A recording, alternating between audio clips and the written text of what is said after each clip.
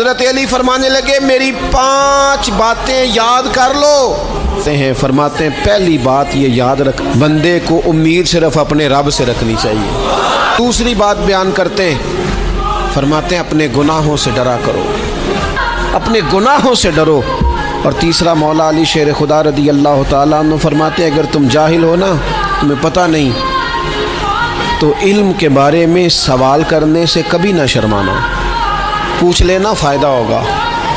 اور حضرت علی شیر خدا چوتھی بات ارشاد فرماتے ہیں یہ علماء کے لیے، فرمایا اگر عالم کو کسی مسئلے کا علم نہ ہو تو غلط بات نہ بتائے بلکہ کہہ دے واللہ اعلم، اللہ بہتر جانتا ہے۔ اور 5ویں بات حضرت علی شیر خدا ارشاد فرماتے ہیں یاد رکھنا، ایمان میں صبر کی وہی حیثیت ہے جو جسم میں سر کی حیثیت ہے۔